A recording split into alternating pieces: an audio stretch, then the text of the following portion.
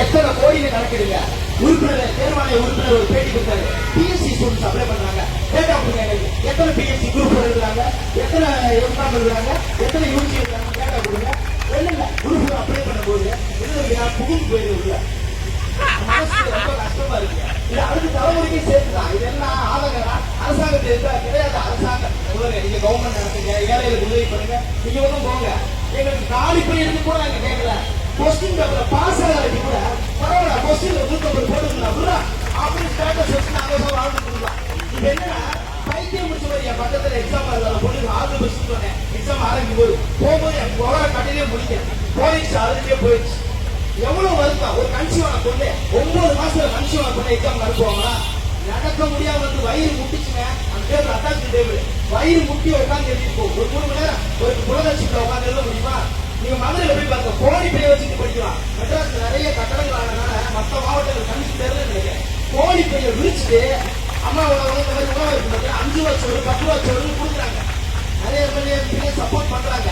லைப்ரரிக்கு ஒரு நாள் முன்னாடி பேட்டி பாத்தீங்கன்னா சுருக்கமா சொல்றாங்க, சுருக்கமா முடிச்சேன். லைப்ரரியில போய் பாத்தீங்கன்னா சார் ஓல்டு புக்கே இல்ல, அதுல சீக்கிரம் இப்பதான் புக்கே வாங்கி போட போறாங்க. 1000 கணக்கில் லைப்ரரி கட்டடம் கட்டுறது முக்கியம் இல்ல. எந்த புக்கு 1952 புக்ல இருக்கீங்கல்ல, எல்லா லைப்ரரியும் அந்த புக் இருக்கா? புக் இல்ல. எதுவுமே சோர்ஸ் இல்லைன்னா ஒன்னும் தெரியாது. சேலஞ்சு ஒன்று இருக்கு பாருங்க. கொஸ்டின் எடுக்கிறது நீங்க ஏங்க எங்க ஒரு 450 ரூபா கொடுங்க.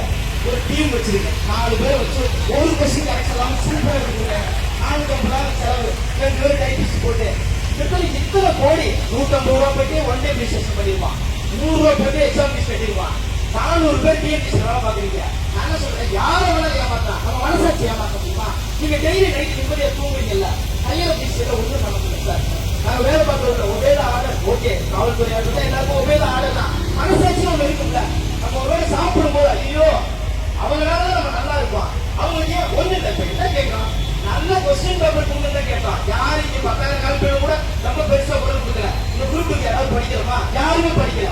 திடீர்னு டிஆர்இ வந்து டெட் அறிவிப்பு டெட் வந்து அது வந்து போலீஸ் வந்து அமெரிக்கா வந்து அட்டன் எல்லாத்தையும் படிச்சுட்டு குப்பு மாதிரி அகத்துக்கு இடத்துக்கு எடுத்துக்கு ஒரு கிராமப்புறத்துல ஒரு பையன் புக்கு வாங்க 15,000 ரூபாய் வேணும். ஸ்கூல் புக்கு மேக்ஸ் இருக்குங்கிறீங்க, அதுங்கிறீங்க, ரீசனிங்க அரசு அகர்வாலு கரிகோம் புக்கு, அரிகட்டு புக்கு, லூசண்டு புக்கு அப்படி தமிழ்நாடு அரசு நம்மளுக்கு இந்த புத்தகத்தை வச்சுக்கிட்டு நீங்க டைரக்டா சொல்லுங்க. ஒண்ணு இல்லைங்க, யூடியூபர்ஸ் அகரம் எல்லாம் சேர்த்து சொல்றான். இந்த புக்குன்னு சொல்லி பாருங்க, 200 புக்கு சொல்லுங்க.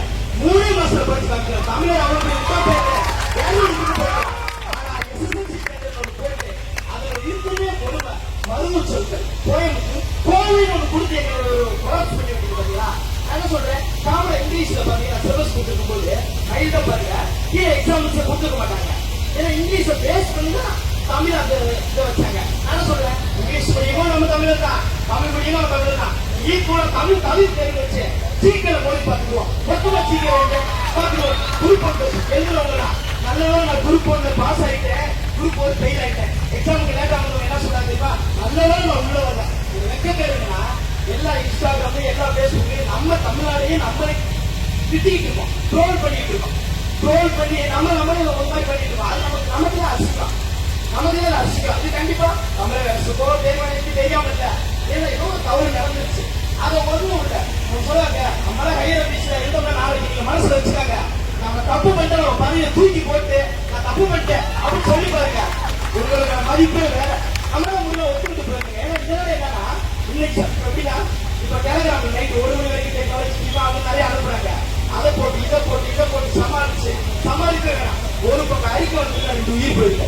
அந்த அம்மா சொல்லுது, அந்த அம்மா போய் பார்த்தா ஐயோ எனக்கு 6 பேரை வராதுங்க, தலைசாலையை முடிச்சு செத்து போயிருப்பான். அவனுக்கு போய் போட்டவங்க என் பையன் படிச்சு வேலை கிடைக்கிறேன்னு சொல்லிட்டு கொஸ்டின் பேப்பருக்கு யாராவது தவாங்களா?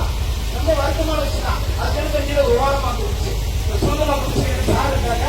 ஒரே ஒரு விஷயம் தான் ஆதமா பேசுறதுக்காங்க. நான் திரும்ப சொல்றேன், தமிழ்நாடு இந்த கட்டடத்துல மூடி கிடக்கு. எல்லா மாவட்டத்தையும் வந்து பாருங்க, எப்படி தரையை உட்காந்து எப்படி படிக்கிறாங்க பாருங்க. லேடிஸ்ல பப்ளிக் லைட் யூஸ் பண்ணி நிறைய ஸ்கூல் சார் எனக்கு எக்ஸாம் படிக்க தெரியுமா உங்களுக்கு 8 வருஷம் இங்க படிக்கிறீங்க. பிரைவேட் ஆஃபீஸ் போவாங்க, அங்க என்ன சொல்றதுன்னா 8 வருஷம் நீங்க என்னத்தை பண்ணிட்டு இருந்தா நான் படிச்சுட்டு இருக்கேன். அதோட வேலை என்ன தேவைறாங்க. அப்படி இதுக்கும் பிரைவேட் வேலை இல்லை, இதுக்கும் கவர்மெண்ட் வேலை இல்லை. இதுக்கு அதே பையன் வா பானிபூரி வைக்கலாம், டெய்லி 500 கிடைக்கும். அப்ப இது நமக்கு நம்ம பேசலாம் அங்கிட்டு போயிடலாமா அப்படிங்கிற ரொம்ப வருத்தமா இருக்கு. இல்லைன்னு சொல்ற முதலமைச்சர் சார் சொல்றேன். எங்க வீடை வச்சு சொல்றேன். எங்க வீட்டை நாங்க உங்களுக்கு ஓட்டு போட்டுருக்கோம் சார். நாங்க திரும்ப ஓட்டு போடுறோம் சார். ஒண்ணு நல்லது செஞ்சு விடுங்க சார். ஒண்ணு இல்லை சார். டிஎக்ஸாம் வச்சு விடுங்க சார். கொஸ்டின் பேப்பருக்கு 100 ரூபாய் எக்ஸாம் ஃபீஸ் நாங்க கட்டுறோம் சார். பிச்சை எடுத்து கூட எல்லாம் போறது கட்டணும். நான் கூட வசூல் பண்ணி கூட கட்டுறோம் சார். டிஎக்ஸாம் வைங்க சார். ஏற்கனவே